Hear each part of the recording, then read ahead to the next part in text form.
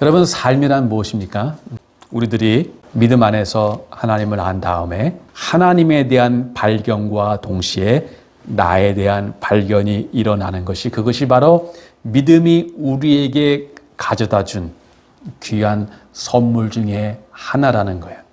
그래서 우리들이 이 믿음을 가지게 될 때 비로소 하나님만 우리가 알고 믿는 것이 아니라 하나님께서 우리에게 허락한, 우리에게 주어진 이 선물로 주어진 이 삶이 얼마나 고귀하고 숭고한 것인가를 비로소 우리가 이해하게 되는 것이에요. 여러분, 삶은 숭고하고 고귀한 것이에요. 정말 많은 사람들이 이 삶이 가지는 이 귀함을 알지 못하고 대부분의 사람들이 그 삶을 낭비하며 살아가요.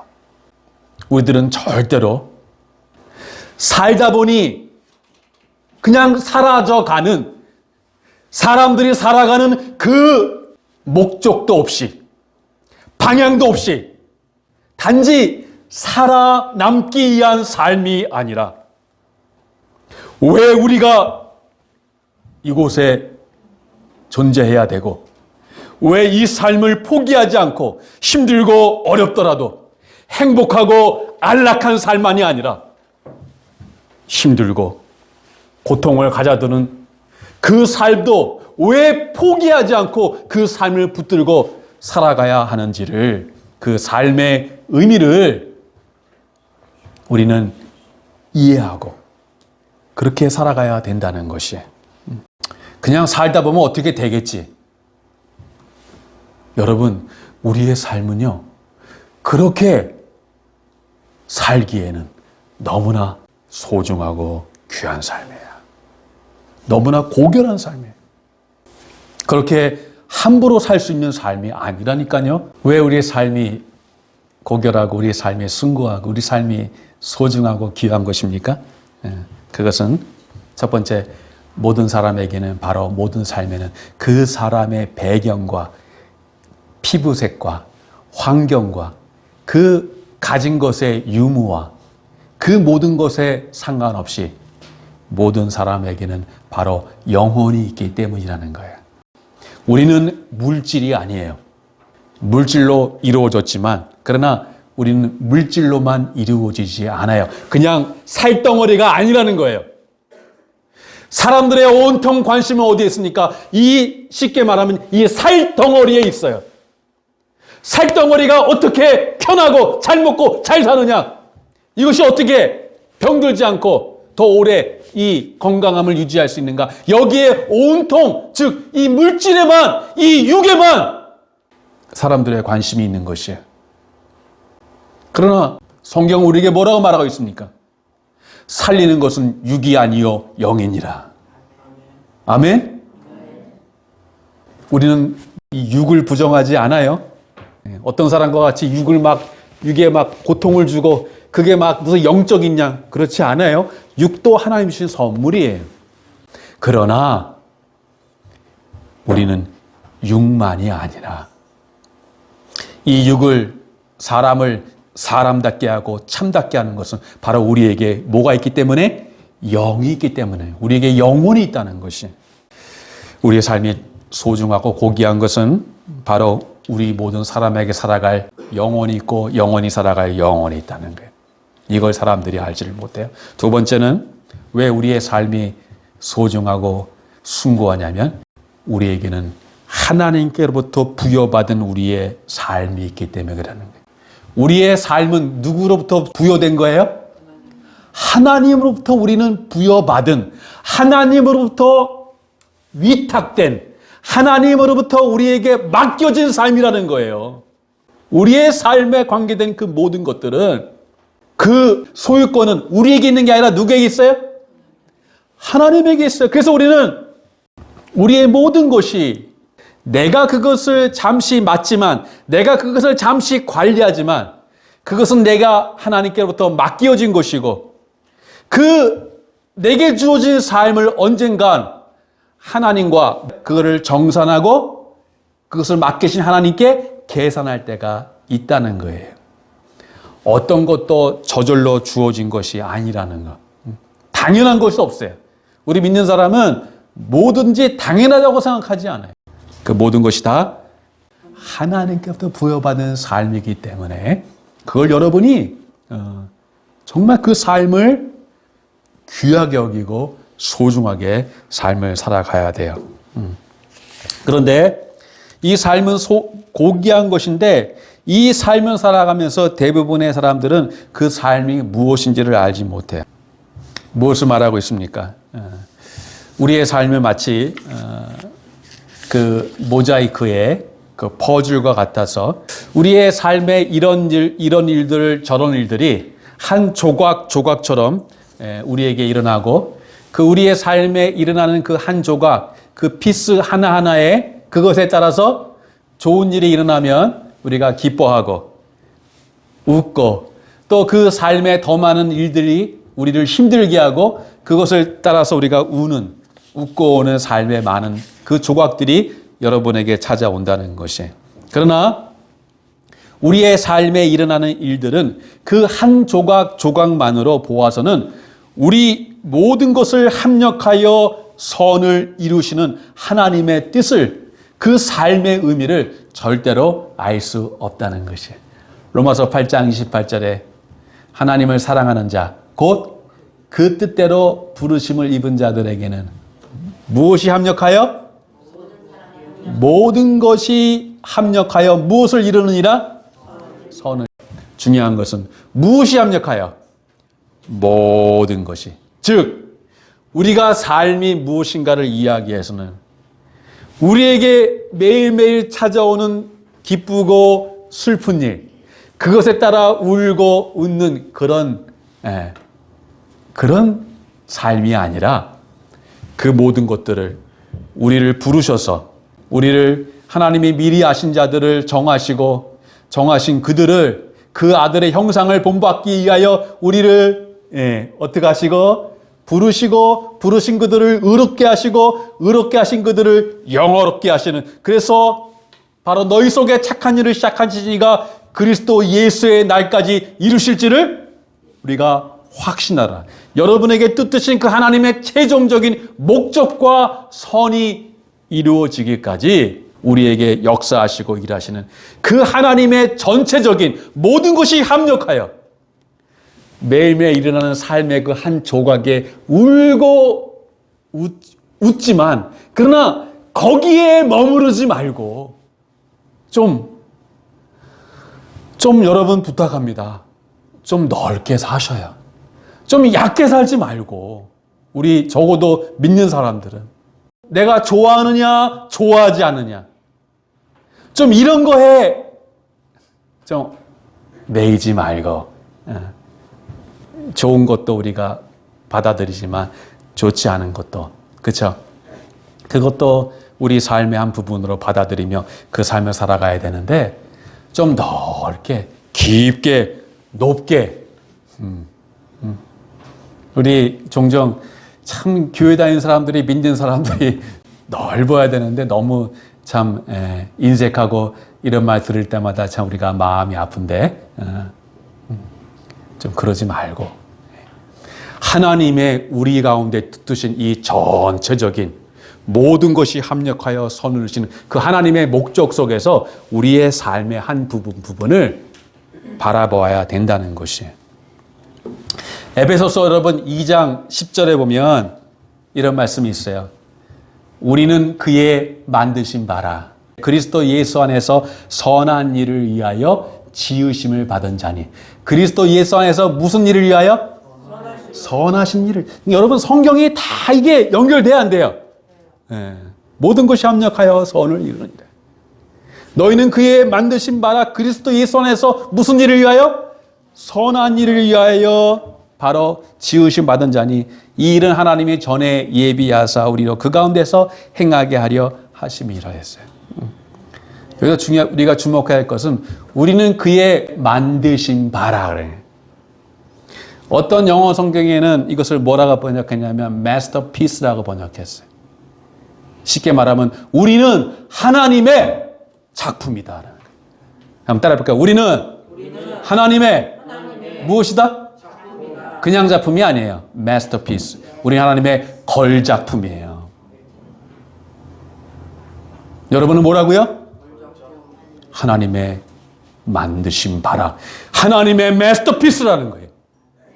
사람들은 이 삶을 이해를 못해요. 사람들이 이해하는 삶은 매일 찾아오는 그 삶의 한 조각 한 조각에서 웃고 울고 그 삶의 환경이 좀 넉넉하면 그것이 행복이라 생각하고 삶의 여러 가지 고달프면 그게 불행이라 생각하는 그것만 알고 그렇게 삶을 그냥 이어가고 살아남는 것이 삶이라고 생각하지만 우리는 절대로 삶을 그러한 좁은 의미로 보지 않아요.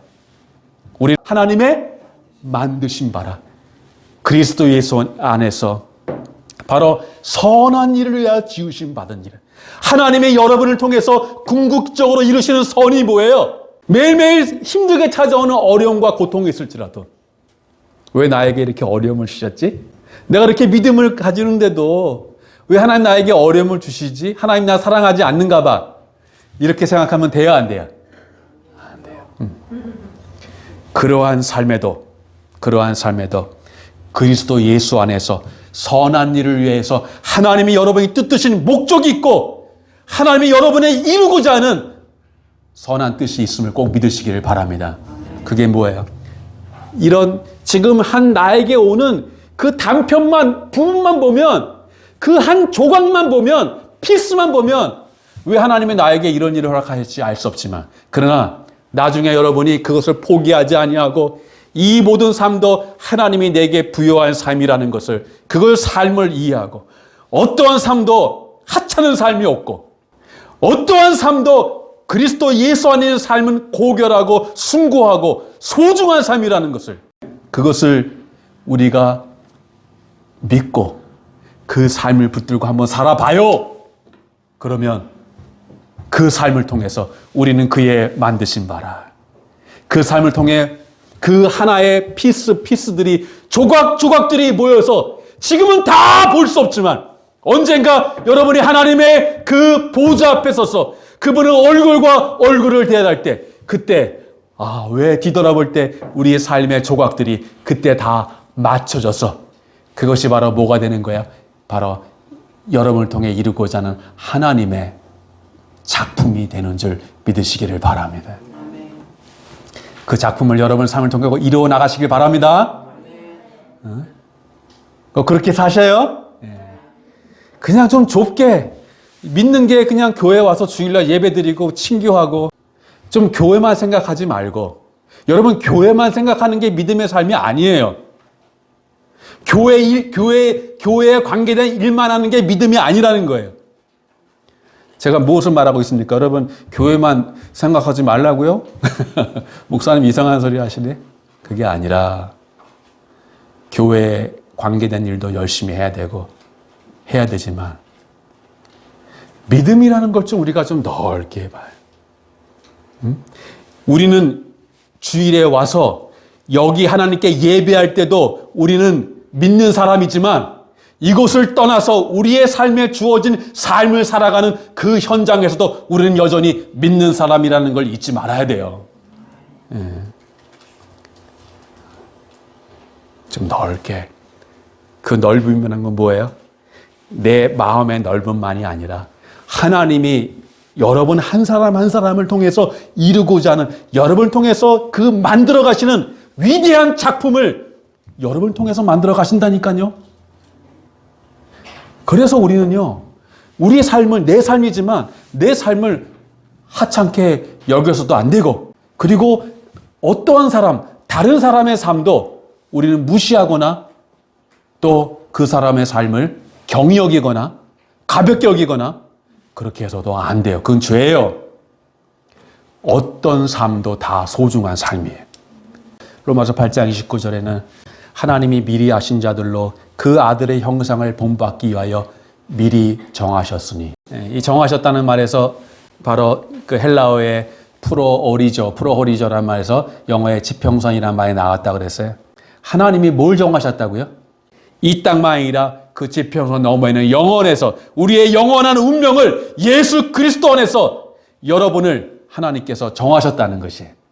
사람들이 죽음 저 너머에 있는 그 두려움이 있어요. 그러나 우리는 그 죽음 너머에 있는 것들을 우리는 두려워하지 않아요. 왜? 하나님이 그것을 미리 아신 자들로 말미암아 그것을 예수 그리스도 안에서 우리의 영원한 것을 우리가 아직 가보지 못했지만 그것을 하나님께서 우리에게 미리 정하셨기 때문에 그렇다는 것이에요. 그래서 우리는 우리 보이지 않는 삶의 경계 저 너머에 있는 죽음 저 너머에 있는 어떤 일이 벌어질 것인가 그거에 대해서 우리는 두려워해요? 두려워하지 않아요? 두려워하지 않다는 것이 하나님이 그것을 정했다는 걸 아는 것이. 제가 군대 갔을 때 저기 논산훈련소를 갔는데 이제 교회에서 막 송별회하고 참 이렇게 감상에 젖어 있고 또 이제 그날도 이렇게 그 행사를 하는데 아주 군인들이 군악대가 있고 또 그 부대장이 여러분들의 아들들을 걱정하지 마십시오. 저희가 잘 보살피겠습니다. 하고 이제 그 조교가 와서 인솔 하며 갑니다. 그러면 이제 가족들이 마지막 보이는 순간까지 자리를 떠나지 않고 손 흔들어주고 그러죠. 조교가 이제 처음에 와서 인솔을 하는데 이제 가족들이 보이지 않는 모퉁이를 싹 돌아가면 생전에 사회에서 제가 들어보지 못한 욕들이 그러면 그 전까지는 이렇게 감상에 젖어 있다가 그 감상들이 다 깨져버려요. 뭐 앞에? 군대라는 현실이 이게 느껴지는 거야. 거기서 진짜 이제 내가 군대 왔구나 이게 느껴져요. 제가 뭘 말하고자 하냐면 마지막 우리가 여러분의 임종의 순간이 언제 올지 모르겠지만 여러분 마지막에 가까울 때 또는 의사로부터 어떤 치명적인 어떠한 그 선언을 들었을 때 사람들이 드는 생각은 뭐냐면 많이 서운해하고 아쉬워하죠. 더 사랑하는 사람과 내가 더 있지 못하겠다라는 그 생각에 아쉬워하고 그리고 어떻게든지 의사는 치명적인 선고를 내리지만 어떻게든지 많은 사람들이 그래도 살겠다는 그 희망을 놓지 않습니다. 그래서 여러 가지 많은 애를 쓰고 그러다가 어느 순간에 되면 이 고통이 너무 심하게 오면 어떻게 됩니까? 그러면 그냥 다 놓고 싶은 마음이 들어요. 그러니까 제가 목회하면서 수많은 분들을 이렇게 참 보내고 그걸 옆에서 보면서 때로는 고통이 하나님의 은혜일 수도 있다 생각해요. 왜냐하면 사람이요 아프지 않으면 천국 가고 싶어 할까요? 아프고 때로는 고통이 있으니까 여기만 더 오래 살고 싶은데 아픔이 오니까 사람들이 위를 바라보게 돼요. 그리고 이제 가족들의 이별과 그리고 또 아쉬운 가운데 그 삶을 마치게 되죠.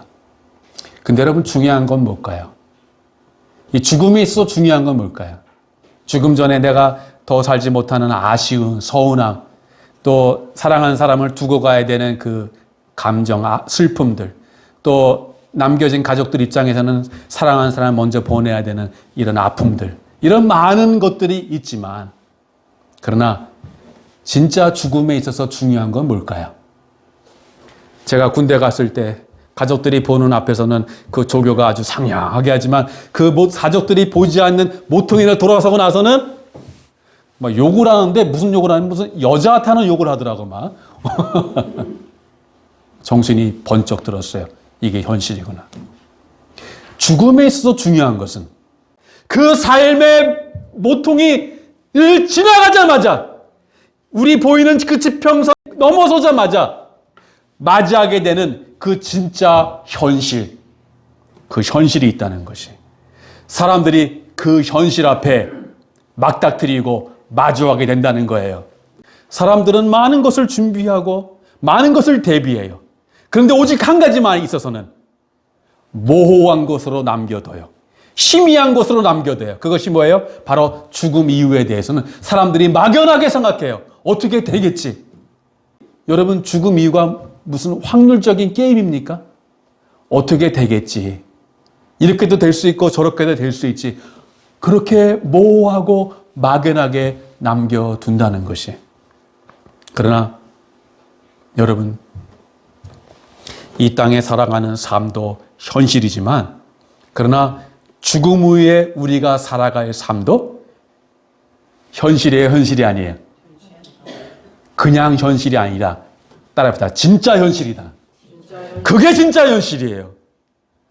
그 진짜 현실. 사람들은 죽음 이유에 대해서 어떻게 생각해요? 모호하고, 몽롱하고, 무슨 환상적인 거, 소설에 나오고, 영화에 나오는 것을 생각한단 말이에요. 아니에요. 말씀드렸죠. 기독교는 현실을 반대하지 않아요. 현실을 부인하지 않아요. 비현실이 기독교가 아니에요. 마치 믿음은 비현실적인 것을 쫓아가는 것을 믿음이라고 생각하는 사람이 있어요. 아니에요. 믿음이야말로 현실을 붙잡는 거예요. 그러나 믿음은 보이는 현실만 있는 것이 아니라 보이지 않는 현실도 믿는 것이 바로 믿음이에요. 사람들은 만져지고 보이는 것, 증명되는 것만, 이 물질주의 현실만 믿지만 우리는 이 물질주의 현실이라는 것이 하나님이 우리에게 행하시는 모든 곳에 볼 때 얼마나 그것이 부분적이고 얼마나 단편적인 것인가 알게 될 거예요.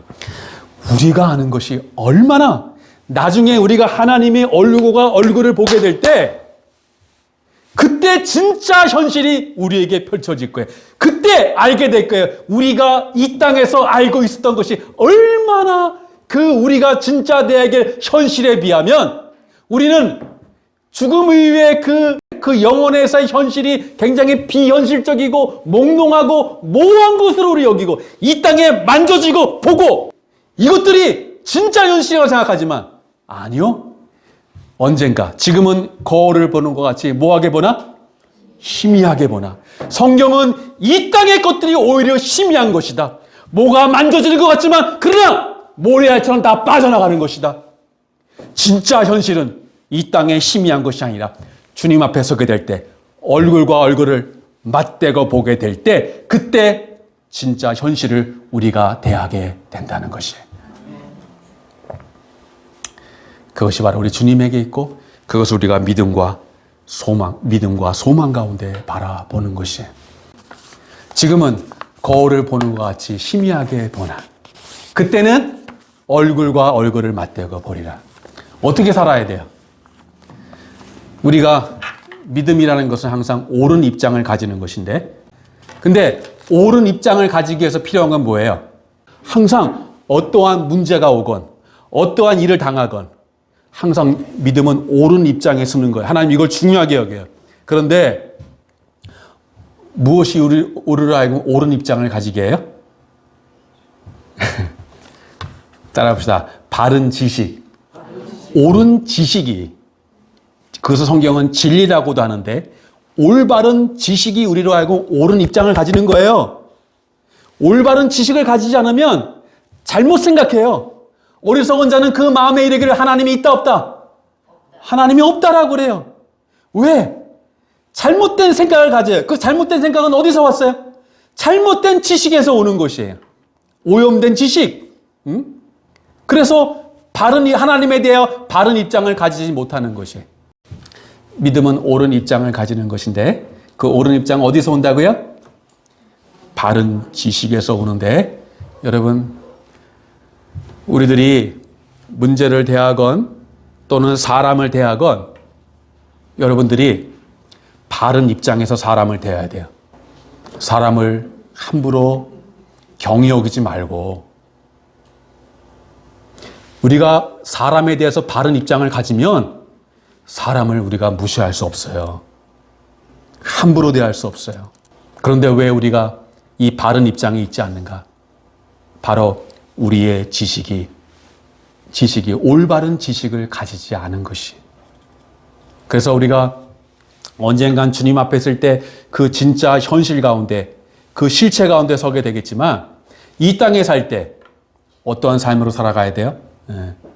정말 우리가 이 땅에 있는 그 희미한 그 좁고 단편적인 그것에 매여서 그렇게 삶을 살아가는 것이 아니라 주님 앞에 서서 그 주님을 보는 그 실체적인 그 지식을 가지고 그것을 우리의 현실 가운데 갖고 와서 그 언젠가 하나님 앞에 보게 될 때 우리가 막다트리게 될 그 지식, 그 부분적인 것이 아니라 온전한 그 하나님의 목적과 하나님의 전체적인 시야 속에서 사람을 대하고 일을 대하고 우리의 삶을 대하며 그 삶을 가꾸어 나가야 된다는 거야. 언제나 어떤 일을 당하든지 누구에게 들은 거를 가지고 그렇게 하지 말고 언제나 우리는 누구로부터?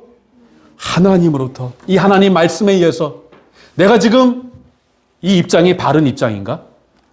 좀 점검해 보세요. 제가 목사가 아무리 얘기했더라도 그게 옳지 않으면 모세 하나님 말씀에 옳지 않으면 그걸 받아들이면 안 돼요. 그러나 여러분의 마음이 불편하게 해도 그것이 하나님의 말씀에 옳은 입장이라면 그걸 어떻게 해야 돼요? 받아들여야 돼요. 사람을 따라서 하는 게 아니라 사람을 기쁘게 하는 게 아니라 우리 오직 누구를 기쁘게 해요? 하나님을 기쁘게 하고 하나님의 입장에서 살아가는 거예요. 그게 바로 주체적이고 주도적인 삶을 살아가는 비결이에요. 한 가지 더. 그러면 우리의 지식이 올바른 입장에 있는가, 입장에 있지 않는가를 가늠하는 하나의 테스트, 시금석은 뭘까요? 그 입장과 지식이 여러분으로 하여금 사랑을 이루게 하는가, 아니면 사랑을 깨트리는가를 대부분 리트머스 시험지 같이 알 수가 있어요. 여러분이 옳은 입장에 있는가, 옳지 않은 입장에 있는가. 그 시금석이 뭐라고요? 믿음, 소망, 사랑, 그 세 가지는 항상 있을 것인데 그 중에 제일은 무엇이라?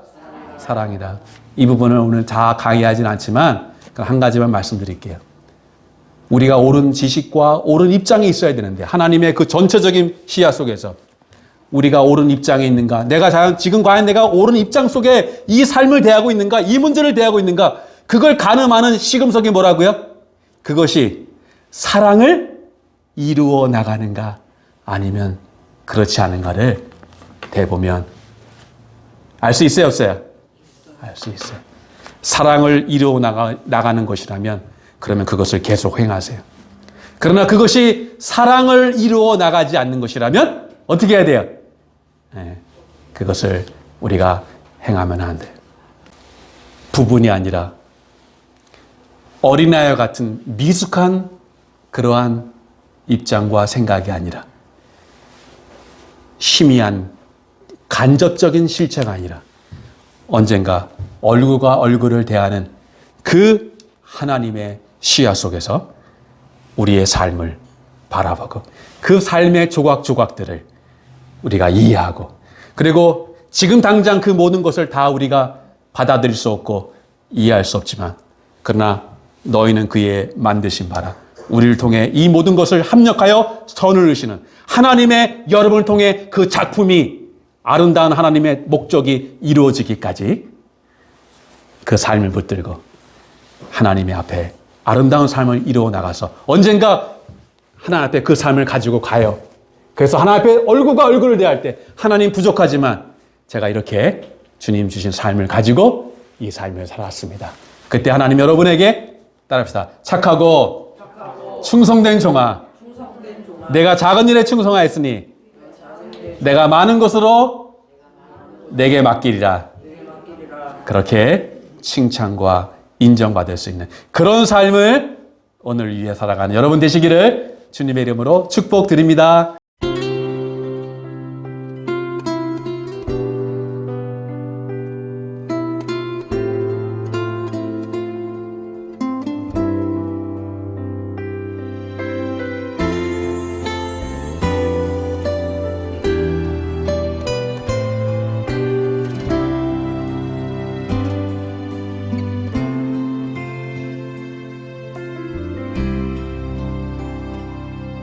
내가 걷는 이 길이 혹 굽어도는 수가 있어도 내 심장이 울렁이고 가슴 아파도 내 마음 속으로 여전히 기뻐하는 까닭은 하나님은 실수하지 않으심일세. 내가 세운 계획이 혹 빗나갈지 모르며 나의 희망 덧없이 쓰러질 수 있지만 나 여전히 인도하시는 주님을 신뢰하는 까닭은 주께서 내가 가야 할 길을 잘 아심일세.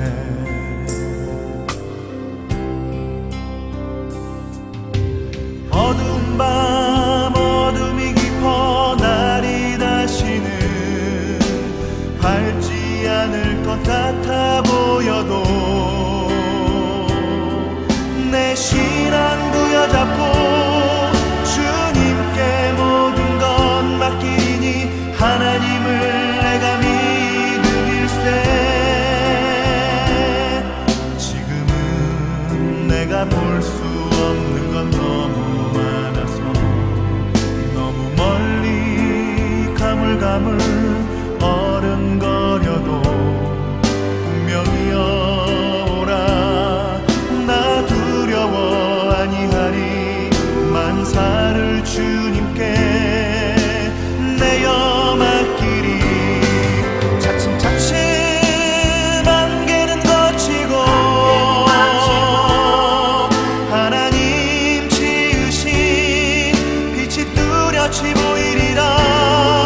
가는 길이 온통 어둡게만 보여도 하나님은 실수하지 않으신다네.